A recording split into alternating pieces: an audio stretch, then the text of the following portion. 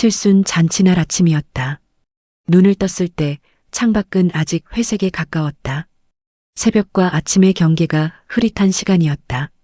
알람은 울리지 않았는데 몸이 먼저 깨어 있었다. 이런 날은 늘 그랬다. 중요한 날일수록 몸이 먼저 불안해졌다. 이유를 정확히 설명할 수는 없었다. 오늘이 어머니의 칠순이라는 사실은 이미 오래전부터 알고 있었다. 달력에도 적혀 있었고 잔치 날짜는 몇 달 전부터 정해져 있었다. 그런데도 막상 이날이 되자 기쁜 마음보다 정리되지 않은 감정이 먼저 올라왔다. 부엌으로 나가니 불이 켜져 있었다. 어머니는 이미 일어나 계셨다. 잠에서 막 깬 얼굴이 아니라 하루를 반쯤 살아낸 얼굴이었다. 어머니는 늘 그랬다. 누군가가 깨어나기 전에 이미 많은 시간을 써버린 사람처럼 보였다. 가스레인지 위에는 냄비가 올라가 있었고 물은 아직 끓지 않았지만 곧 끓을 준비를 하고 있었다. 어머니의 손은 바쁘지 않았다. 급하지도 느리지도 않은 늘 같은 속도였다. 하지만 그날만큼은 그 손의 움직임이 유난히 또렷하게 보였다. 주름 사이로 드러난 힘줄, 손등의 작은 상처, 오래 써서 반질해진 손바닥. 칠순이라는 숫자는 그 손 위에 얹힌 시간 같았다. 어머니는 아무 말도 하지 않으셨다. 나도 말을 꺼내지 않았다. 집안은 조용했고 그 조용함이 불편하지 않으면서도 편하지도 않았다.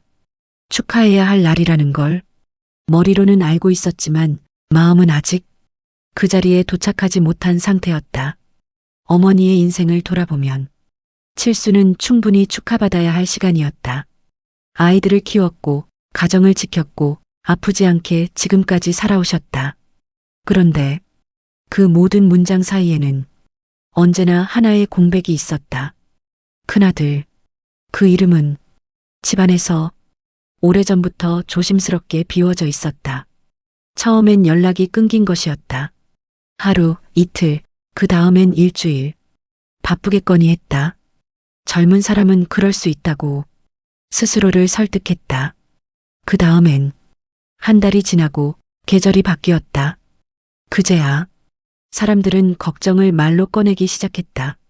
하지만 그때도 실종이라는 말은 아무도 쓰지 않았다. 그 말은 너무 단정적이었고 너무 무거웠다. 어머니는 한 번도 울며 매달리지 않으셨다. 아들을 찾으러 다니지도 않으셨고 사람들 앞에서 하소연하지도 않으셨다. 대신 아들의 방을 그대로 두셨다. 이불은 계절마다 바뀌었고 옷은 그대로 걸려 있었다. 책상 위에는 읽다 만 책이 그대로 놓여 있었다. 어머니는 그 방을 청소할 때도 정리를 하지 않으셨다. 먼지만 닦았고 자리를 바꾸지 않았다. 그게 어머니가 선택한 기다림의 방식이었다. 명절이 오면 밥상에는 늘 한 자리가 더 있었다. 아무도 앉지 않는 자리였고 아무도 묻지 않는 자리였다. 어머니는 국을 한 그릇 더 퍼놓고 아무 말 없이 밥을 드셨다. 그렇게 15년이 흘렀다. 기다림은 어느 순간부터 기다림이 아니게 되었다.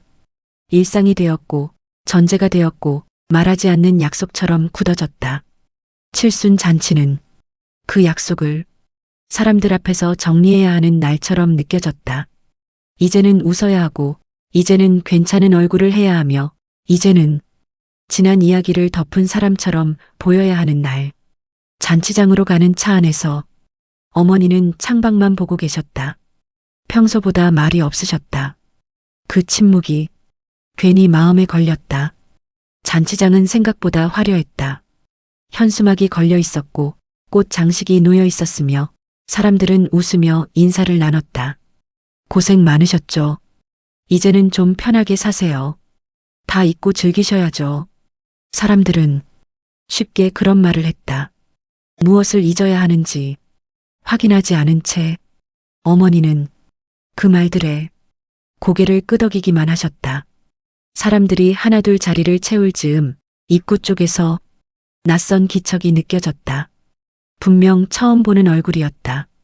그런데 주변의 공기가 미묘하게 달라졌다. 속삭임이 오갔고 시선이 모였다.